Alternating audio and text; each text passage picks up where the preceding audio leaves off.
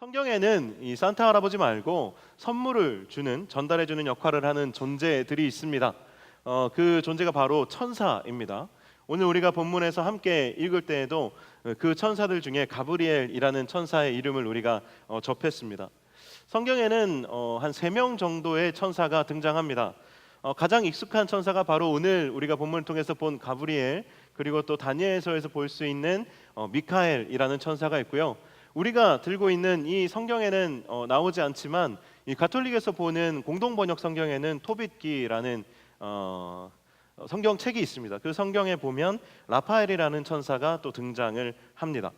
라파엘이라는 천사는 치유하는 역할을 많이 하는 천사입니다. 치유와 회복을 선물하는 천사라고 생각하시면 되고, 미카엘은 눈으로 이렇게 그냥 보기에 굉장히 멋있는 천사예요. 천사들의 군대 장관 역할을 하는, 정말 사탄과 1대1로 거의 맞짱 뜨는 천사라고 생각하시면 됩니다. 영적 전투의 가장 일선에 서는 천사고, 그 예전에 영화 있었죠. 검은 사제들에 보면 미카엘의 기도 같은 거 하잖아요. 그래서 이제 대적하는 기도할 때 많이 쓰는 그런 기도의 주인공이기도 합니다. 오늘 본문에 등장하는 가브리엘은 사실 다른 어떤 천사들보다도 기쁜 소식을 전하는 천사로 유명한 천사입니다. 기쁜 소식, 복된 소식을 우리에게 전해주는 천사가 바로 가브리엘이라고 합니다. 오늘 본문에서도 마리아에게 성령으로 하나님의 아들을 잉태하게 될 것이다 라는 이 소식을 전해주는 역할을 이 가브리엘이 하고 있습니다. 천사를 만난다는 것, 여러분 천사를 만나보셨습니까? 오늘 이 본문 그 설교의 제목이 엔젤 이너스예요. 우리 가운데 천사. 물론 천사가 우리 가운데 올 수도 있지만 우리 가운데 천사 같은 사람들도 있을 수 있잖아요, 그렇죠? 세상 없이 착한 사람들, 그런 사람들도 있을 수 있습니다. 별로 동의를 안 하시네요. 예, 사람은 다 악한가 보죠. 예, 축복합니다. 예, 어쨌든 간에 천사를 만난다라는 것은 당시 사람들에게도 아주 엄청난 영광입니다. 왜냐하면 하나님을 직접 대면하면 죽는다고 생각했기 때문에, 사람이 그 영광을 감당할 수 없어서 죽는다고 생각했기 때문에 천사를 만난다는 것은 곧 하나님을 만나는 것과 같은 급인 겁니다. 그래서 이 마리아도 이 가브리엘을 만났다라는 것은 하나님과 이 만난 것과 다를 바가 없는 그의 인생에 있어서 아주 역사적인 순간이라고 할 수가 있습니다. 그런데 우리는 이 본문에서 한 가지 의문을 가질 법합니다. 왜냐하면 하나님의 아들, 그리스의 여러 신들 중에 한 신의 아들이라면 조금 일반적일 수 있지만, 이 유대인들의 사상에서 하나님의 아들을 잉태한다라는 것은 어마어마한 사건이거든요. 여러분, 신의 아들이라면 그 출생이 보통 어때야 됩니까? 요즘 새로 시작한 드라마 중에 화육이 있습니다. 거기 주인공이 손오공이죠. 손오공이 그 서유기를 읽어보면 어디서 태어나는지 아세요? 돌에서 태어납니다. 화가산 꼭대기에 엄청나게 큰 돌에서 돌이 깨지면서 태어나요. 그 비슷한 게 우리나라 신라 시대 그 처음 왕에도 있죠. 박혁거세가 어디서 태어나죠? 아래에서 태어나. 여러분 왜 이렇게 잘하세요? 예. 예수님은 어디서 태어나셨죠? 베들레헴 말구에서 태어나셨죠? 예, 잘 알고, 다행이에요. 예, 진짜 하나님의 아들이라면 갑자기 하늘이 갈라지면서 내려오거나 막 불꽃 속에서 갑자기 막 튀어나오거나 뭔가 되게 신화적인 어떤 멋있는 어떤 등장이 있어야 되는데, 예수 그리스도가 태어나실 것에 대한 예언은 이 가브리엘을 통해서 어디에서 전해지냐 하면 이스라엘 중에서도 북쪽 변방 갈릴리 나사렛이라는 이름 없는 도시에서 예수님이 태어나실 것이라는 예언을 하게 됩니다. 그리고 거기에 살고 있던 한 소녀, 12살에서 15살 정도 되는 정말 보잘것없는, 누구도 별로 관심을 가지지 않는 그 한 소녀에게서 예수님이 태어나게 됐다라는 것은 참 놀라운 사실입니다. 이번 주 중에 두나미스에서 한 지체가 저에게 이렇게 물었어요. 예수님의 탄생 소식을 왜 천사들이 다른 사람이 아니라 목자들에게 전하셨을까요? 이런 질문을 했었습니다. 여러분, 왜 하나님께서 예수 그리스도를 이 갈릴리의 나사렛이라는 촌동네에, 그것도 보잘것없는 아무도 모르는 한 소녀에게 잉태하게 하셨을까요? 그리고 왜 그 소식을 보잘것없는 평범한 목자들에게 가장 먼저 이야기해 주셨을까요? 이것은 하나님이 어떤 분이신지를 보여주시는 그런 의미가 있습니다. 얼마나 하나님께서 누구를 위해서, 또 어떤 사람들을 위해서 예수 그리스도를 주셨는지를 느낄 수 있게 하는 장면입니다. 사실 여기에 하나님의 굉장히 다른 신들과는 구별되는 탁월함이 나타나 있는 것입니다. 사실 다른 신들은 사람 위에 군림하는 형태로 나타납니다. 하지만 우리 하나님은 철저하게 우리 인간에 대한 애정을 가지고 우리를 찾아오시는 분이시라는 겁니다. 시편 113편에 보면요, 하나님에 대해서 이렇게 묘사하고 있습니다. 스스로 낮추사 천지를 살피시고 가난한 자를 먼지더미에서 일으키시며 궁핍한 자를 거름더미에서 들어세워 지도자들 곧 그의 백성들의 지도자들과 함께 세우시며, 가난하여서 먼지더미에 있는 자들, 궁핍하여 거름더미에 사는 자들을 일으켜 세우기 위해서 예수 그리스도를 보내셨다는 거예요. 그 일을 하는 것이 하나님의 존재 이유인 것처럼 하나님은 인간을 사랑하신다라는 거예요. 여러분 놀랍지 않습니까? 여러분은 더럽고 냄새나는 것 좋아하십니까? 오늘 예수님께서 태어나실 것에 대한 예고를 바로 이렇게 냄새나는 그 시골 가면 우리 고향의 향기 있죠. 그런 냄새나는 시골에 가서 전하고 있는 거예요. 그리고 정말 그 양똥치는 목자들에게 가서 천사들이 이야기해주고 있는 겁니다. 여러분, 그런 곳에 임하는 것이, 그런 곳에 가는 것이 여러분에게 기쁨이 됩니까? 물론 1년에 한 번 대관령 목장 가는 거는 기분 좋은 일일 수 있습니다. 하지만 아주 냄새나는 공간에 들어가는 거 여러분 즐거우세요?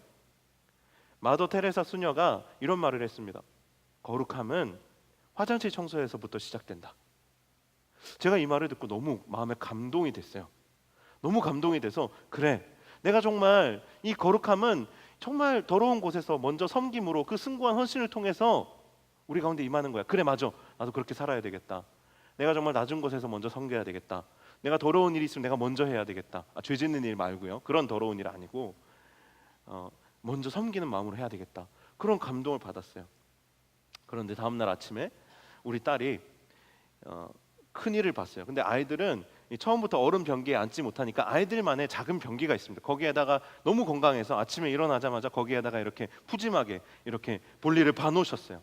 아내는 열심히 설거지를 하고 있었는데, 제가 어제 바로 이제 제 마음속에 그래, 거룩은 화장실 청소에서부터 시작되는 거야. 맞아, 섬기기로 결단했는데 갑자기 그걸 대면하는 순간, 그 더러움을, 그 냄새를 대면하는 순간, 거룩함은 진짜 어렵구나. 양보해야 되겠다. 설거지하고 있는 아내에게 가서, 여보, 이 거룩함을 당신에게 양보할게. 할렐루야. 양보할게. 예. 저희 아내 굉장히 착하거든요. 너무 좋은 분이거든요. 그래서 바로 저에게 다시, 아니야 여보, 내가 양보할게. 여러분, 사람은 그것이 아무리 거룩한 일을 할지라도 그 더러움을 별로 기뻐하지 않아요. 그런데 하나님께서는 그 거름더미에 있는 우리를 위해서 오셨다는 거잖아요. 하나님은 그런 가난한 먼지투성이에 있는 실패 가운데 있는 사람에게 찾아오신다는 거잖아요. 그 사람들을 위해서 예수 그리스도를 보내주셨다는 거예요. 돈 많은 사람들, 권력 쥔 사람들, 그런 사람들의 전유물로 하나님께서 오신 것이 아니라, 하나님께서는 예수 그리스도를 보내실 때, 그리고 본인이 이 땅 가운데 임하실 때에 이 가난한 자들을 내가 기억하겠다, 내 이들을 위해서 왔다라고 말하고 계시는 것이죠. 죄인을 위하여 왔다라고 말씀하고 계시는 것이죠. 낮고 천한 이들을 위하여 왔다라고 얘기하고 계시는 것이죠. 나는 결코 권력 있는 자들, 강한 자들, 잘난 사람들을 위해서 존재하는 것이 아니라, 그들의 전유물이 아니라 너희 모두를 위해서 왔다라고 말씀하고 계시는 것입니다. 하나님께서는 그 사랑으로 우리를 위해서 자기 아들을 죽기까지 십자가에 내어 주셨습니다. 여러분, 이런 하나님 앞에서 여러분 잘난 척할 수 있습니까? 이런 하나님의 사랑 앞에서 여러분 의로운 척 여러분 할 수 있겠습니까? 친히 그 보좌에서 내려오셔서 만왕의 왕이신 하나님께서, 그 아들 되시는 예수 그리스도께서 이 낮고 천한 이 갈릴리 나사렛 한 소녀, 정말 예수님께서 오시지 않았다면 우리는 지금 그 이름을 기억조차 할 필요도 없을 만큼 별 볼 일 없는 그 한 여인의 몸에 오셨다라는 거예요. 얼마나 크고 놀라운 일입니까? 하나님께서는 가브리엘을 통해서 이 나사렛의 한 작은 소녀에게 선물을 주십니다. 하나님께서 가브리엘을 통해서 마리아에게 주신 선물은 이런 것이었습니다. 내가 잉태하여 아들을 낳을 것이며 이 아들은 하나님의 아들이라 불릴 것이다. 자, 여러분, 이 이야기를 들었을 때 느낌이 어떠세요? 여러분, 이게 선물로 느껴지십니까? 아싸, 내가 진짜 큰 선물 받았다. 나를 통해서 하나님의 아들이 난데 기분이 좋으세요? 상당히 부담스럽죠. 그죠? 우리는 은혜도 좀 적당히 받고 싶은데 갑자기 이런 큰 은혜를 주시면 이게 은혜가 아니라 부담으로 찾아오잖아요. 그죠? 네. 많으면 15살, 적으면 12살인 이 소녀가 꿈꾸는 것은 아마 그냥 로맨틱한 어떤 남편과의 신혼 살림이었을 것입니다. 소녀들은 꿈을 꾸잖아요. 여러분은 어떤 꿈이 있으셨어요? 소녀들은 꿈을 꿉니다. 요즘 제가 딸 이야기를 많이 하는데 저희 딸도 꿈을 많이 꿉니다. 여러 가지 꿈을 꿔요. 하루는 의사가 되겠다고 했다가, 하루는 선생님이 되겠다고 했다가, 오빠 따라서 태권도 하고 싶다고 했다가 막 그렇게 바뀝니다. 꿈이 계속 바뀌어요. 어제는 비행기 조종사가 되고 싶다고 했어요. 그런데 바뀌지 않는 꿈이 하나 있어요. 뭐냐면 공주가 되고 싶대요. 그냥 공주래요. 이미 정체성이 확실해. 공주예요. 그런데 공주가 되려면 둘 중에 하나예요. 아빠가 왕이거나 아니면 남편이 왕자거나 둘 중에 하나예요. 그래서 공주가 되려면 이제 왕자를 만날 수밖에 없는데 이 소녀들은 늘 꿈꾼다는 거죠. 나를 공주처럼 행복하게 해줄 남자를 만나기를 포기하지 못한다라는 거예요. 이 갈릴리의 나사렛의 한 소녀도 아마 그랬을 거란 말이에요. 그런데 처녀의 몸에서 아들을 낳는다니요. 너무 절망적이고 부담스러운 부르심이죠. 그런데 이 소녀가 놀라운 것은 믿음으로 감사하며 아버지의 말씀대로, 하나님의 말씀대로 내게 이루어질 것입니다. 이렇게 고백을 했다라는 겁니다. 여러분 정말 놀랍지 않습니까? 어떻게 그가 이런 고백을 하게 됐을까요? 사실 사람으로서는 할 수 없는 고백인데 그가 어떻게 이런 고백을 할 수 있었을까요? 사실 그가 했다기보다는 그는 어쩌면 어떠면 성령의 은혜로 말미암아 그렇게 고백하게 된 것일 텐데 이 마리아가 순종함으로 누리게 된 유익이 있습니다. 여러분 그게 뭘까요? 무슨 유익을 누렸을까요? 내 몸에서 하나님의 아들이 나오는 것이 어떤 유익이 있을까요? 사실 그것이 유익이라고 잘 느껴지지 않는데 어떻게 이게 유익일 수 있을까? 이런 생각 아마 여러분 하시겠지만 이 본문의 말씀을 묵상하면서 제 마음속에 이런 감동이 있었습니다. 이 하나님이 주신 이 어려운 사명을 감당하는 이에게 주시는 하나님의 선물은 그 사명 자체가 아니라 그 사명을 감당함으로써 오는 존귀함이겠구나. 여러분 우리가요 참 하나님께서 우리에게 주시는 선물이 있는데 가장 큰 선물은 사실은 존귀함입니다. 갑자기 생뚱맞게 웬 존귀함이요? 여러분 한번 잘 생각해 보십시오. 만왕의 왕이 되시는 하나님이 우리를 사랑하신대요. 죄 가운데 거름더미 속에 정말 죄 가운데서 냄새나는 가운데 앉아있던 우리를 그 만왕의 왕이신 하나님이 찾아와 주시는 거예요. 그러면 그 관심으로 인하여 우리는 존귀해지는 겁니다. 우리가 존귀하다면 그 이유는 딱 하나예요. 그 만왕의 왕이신 하나님이 나를 사랑하여 주시는 것. 그것으로 인해서 우리는 존귀하여지는 겁니다. 가난하여 먼지투성이에 있는 사람, 늘 실패를 거듭하면서 손에 쥔 게 아무것도 없는 사람에게 그 사람이 존귀한 이유는 하나님이 그를 사랑하시기 때문입니다. 그로 인해서 존귀하여지는 거예요. 이 오늘 마리아가 존귀하여지는 이유는 하나님께서 그를 먼저 찾아오셨기 때문에 그 존재가 존귀하여지는 것입니다. 갈릴리 나사렛에 별 볼 일 없는 이 한 여인에게 하나님께서 그 사자를 보내심으로 말미암아 그의 존재가 존귀하여지는 것이죠. 여러분 이해가 되십니까? 하나님이 여러분을 찾아와 주심으로 말미암아, 하나님이 여러분의 이름을 불러 주심으로 말미암아 여러분이 존귀하다라는 거예요. 하나님이 여러분을 사랑하여 주심으로 인하여 여러분이 존귀하다라는 겁니다. 세상 사람들이 여러분을 평가하는 그 평가의 잣대로 인하여 여러분이 존귀하여지는 것이 아니라 하나님이 여러분을 찾아와 주심으로 인하여 여러분이 존귀하다라는 거예요. 여러분의 소유와 상관없이, 능력에 상관없이, 여러분의 앞으로 미래의 어떤 가능성과 상관없이 하나님이 여러분을 사랑하여 주심으로 인하여 그 유일한 잣대로 인하여 여러분이 존귀하다라는 겁니다. 그 존귀함을 마리아는 취한 것입니다. 마리아는 누리게 된 것입니다. 맞닥뜨리게 된 것입니다. 그 존귀함을 의지하여 그가 한 번 더 고백한 것이 당신의 계집 종이오니 당신의 말씀대로 이루어지이다. 그 존귀함을 의지하여, 하나님의 사랑을 의지하여 그 사명의 아멘으로 화답할 수 있었던 것이죠. 그랬을 때 그에게 한 번 더 더욱 깊은 존귀함이 임하게 되었습니다. 뭐죠? 하나님의 그 구속사에 참여하게 된, 하나님과 동역하게 된, 하나님과 함께하게 된 그런 존귀함이 그에게 덧입혀진 것입니다. 사랑하는 여러분, 여러분의 존엄성의 근거는 무엇입니까? 여러분의 존귀함의 근거는 무엇입니까? 사람들은 인간이기 때문에 존귀하다고 얘기합니다. 인간이기 때문에 존엄하다고 얘기합니다. 그건 인본주의자들이 하는 말입니다. 하지만 인간 안에서 여러분 가능성을 발견할 수 있으십니까? 얼마만큼의 가능성을 여러분 발견할 수 있으십니까? 아까 인사할 때 여러분이 그랬잖아요. 반응이 별로 좋지 않았잖아요. 아, 우리 다 죄인이구나. 그렇게 아까 얘기했었잖아요. 사실 인간 안에는 아무리 노력해도 해결되지 않는 한계가 분명히 있습니다. 인간 안에서 존엄성을 아무리 찾으려고 해도 결국 인간은 하나님 없이는 그냥 이 세상의 짐승과 크게 다를 바 없는 존재입니다. 얼마나 반인륜적인 범죄들이 이 세상에 넘쳐납니까? 얼마나 많은 인간의 능력의 한계들이 이 세상 속에 드러나고 있습니까?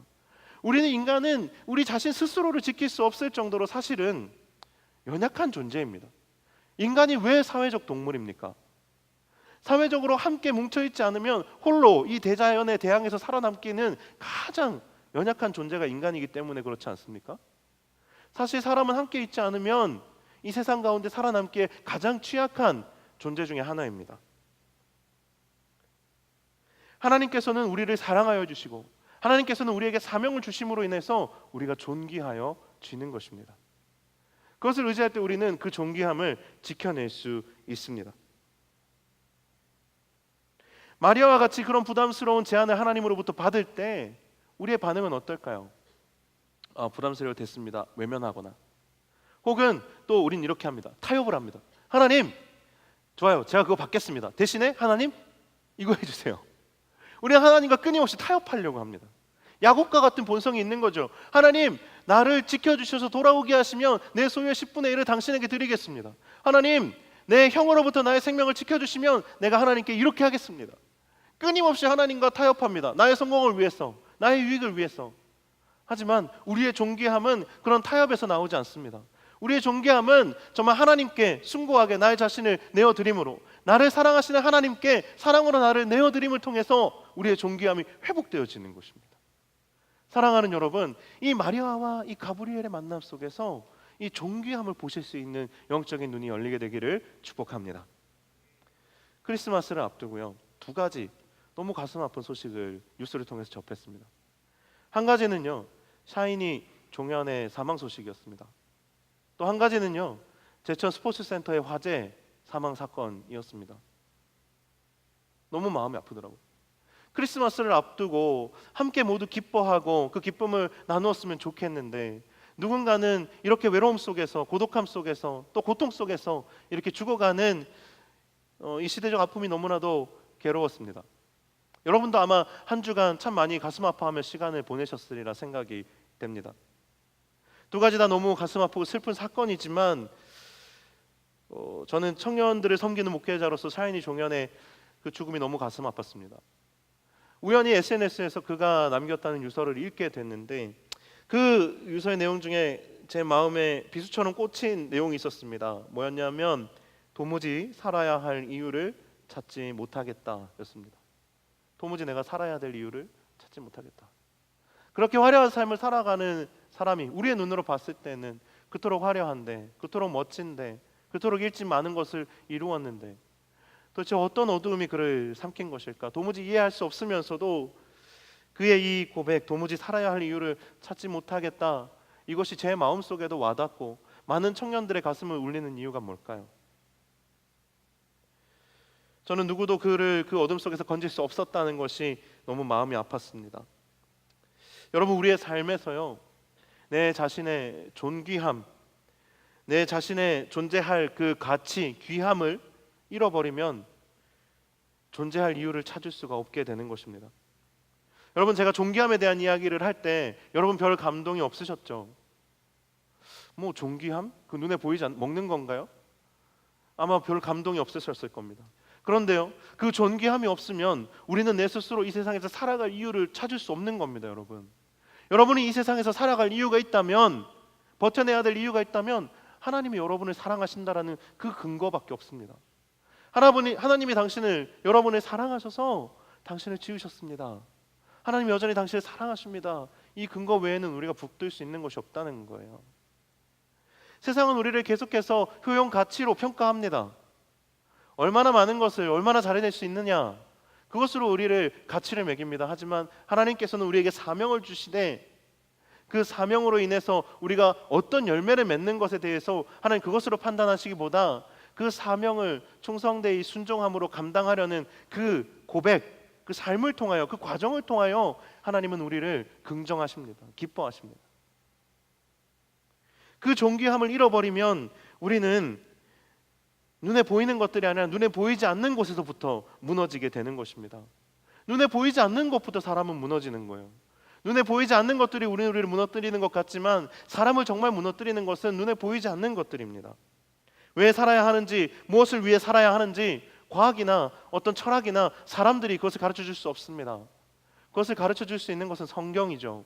성경이 하나님의 사랑을 우리에게 이야기해 줍니다. 하나님께서 우리를 목적을 두고 부르셨다라고 이야기해 줍니다. 이 성경이 우리의 존재와 자아를 세워주는 거예요. 하나님의 말씀이 우리를 세워주는 것입니다. 과거에는 이 말씀이 없었기 때문에 천사를 통해서 말씀하셨지만 지금은 이 성경책을 통해서 우리에게 우리의 존재의 가치와 우리의 존재의 의미를 말씀해 주고 계시는 것이죠. 바로 이 성경이 오늘 우리에게는 천사와 같은 역할을 하는 것입니다. 사랑하는 여러분, 하나님을 정말로 만나게 되면 우리는 성령으로 말미암아 변화를 경험하게 됩니다. 마리아가 도무지 절대로 내 삶에는 있어서는 안 될 일을 하나님이 말씀하셨기 때문에 긍정할 수 있었던 이유는 바로 성령의 능력입니다. 우리가 하나님을 정말로 만나게 되면 성령의 능력으로 변화를 경험하게 됩니다. 내 성품과 인격이 변하는 것을 경험하게 되고요. 내가 이전에는 정말 죽었다 깨나도 할 수 없을 것 같았던 말들, 사랑한다, 축복한다, 고맙다, 미안하다, 이런 말들을 할 수 있게 됩니다. 저는 경상도 남자입니다. 그런데 여러분들 가끔 보면 제가 하는 말 때문에 막 말문이 막히는 경우들을 봐요. 예를 들어서 어떤 거냐면 사랑한다 이런 말들을 했을 때 막 갑자기 막 어쩔 줄을 몰라 하는 형제들을 종종 보게 됩니다. 예. 어떤 형제한테는 야, 너 손이 참 예쁘게 생겼다 이렇게 얘기했더니 귀까지 빨개지더라고요. 근데 저 역시 그랬어요. 하나님을 만나기 전에는, 하나님의 사랑을 정말 깊이 경험하기 전에는 이런 말 할 수 없는 사람이었어요. 축복하고 자유하게 해주고 용서하는 말을 하고 그런 말들 할 수 없는 사람이었다고요. 그런데 하나님을 만나게 되자 제 안에 저로서는 할 수 없는 일들을 할 수 있는 능력들이 생겨나기 시작했어요. 그리고 하나님 안에서 더 큰 일들, 보게 되기를 소망하는 마음들, 그 비전을 꿈꾸고자 하는 마음들, 하나님이 주신 사명을 감당하고자 하는 용기들, 이런 것들이 생겨나기 시작하더라고요. 오늘 이 마리아의 이야기는 우리가 다 읽지 않았지만 누가복음 1장 후반절의 그 내용들을 여러분들이 더 묵상하고 나아가 보시면 마리아가 얼마나 놀라운 결단을 하게 됐는지, 그것이 자신의 능력이 아니라 사실은 성령의 능력이었음을 깨닫게 되실 것입니다. 오늘 설교 제목은 엔젤리너스입니다. 이는 우리에게 보내신 천사를 의미하기도 하지만 세상에서 천사처럼 착하게 살아가는 사람들을 의미하기도 합니다. 저는 오늘날의 그리스도인들이 바로 이 천사처럼 살아가는 사람이라고 생각합니다. 오늘 설교를 준비하면서 마리아의 사실 모습 속에서 저는 천사와 같이 순종하는 마음, 그것을 보았습니다. 우리도 천사처럼 말씀에 순종하면서 또 존귀한 삶을 살아가는 그리스도인들이 되기를 소망합니다. 마리아의 순종은 믿음의 사람으로서 우리가 본받을 만합니다. 그런데 우리는 사람을 본받으려는 그런 마음에서 더 높은 수준의 소망을 품어야 할 필요가 있습니다. 나도 마리아처럼 순종해야지. 그런데 이것은 우리가 순종해야지라는 결단을 가지고 할 수 있는 게 아니에요. 여러분 그거 아십니까? 나도 마리아처럼 살아야지. 여러분 안 해보셨습니까? 나도 아브라함처럼 살아야지. 나도 다윗처럼 살아봐야지. 나도 바울처럼, 베드로처럼 살아봐야지. 이런 결단은 우리가 얼마든지 할 수 있단 말이에요. 하지만 정말 이렇게 살 수 있도록 해주는 것은 나의 의지나 노력을 뛰어넘는 하나님의 전적인 도우심입니다. 오늘은 여러분 가슴에 그것을 새기셨으면 좋겠습니다. 오늘 이 마리아에게 누가 찾아왔습니까? 가브리엘이 찾아왔습니다. 오늘날은 하나님께서 천사를 보내실 필요가 없을 정도로 하나님은 직접 우리의 마음의 문을 두드리십니다. 성령으로 우리를 찾아오십니다. 정말 이 마리아가 먼저 그를 찾아주신 하나님으로 인하여 그의 삶의 존귀함이 회복되고, 하나님께서 그의 삶에 사명을 부여하여 주심으로 말하며 그의 삶의 존귀함이 더 깊어진 것처럼, 오늘 우리에게 주님, 나를 찾아와 주십시오. 하나님, 나에게 이 마리아처럼 살아갈 수 있도록 먼저 주님 나의 삶의 문을 두드려 주시고 찾아와 주십시오. 하나님, 은혜로 나를 방문하여 주십시오. 하나님, 나에게 또한 사명을 주십시오. 그리하여 정말 나의 존귀함이 회복되게 하여 주십시오. 이 고백을 가지고 주님께 더 깊이 나아갈 수 있는 이 기쁜 성탄이 될 수 있기를 주님의 이름으로 간절히 축원합니다.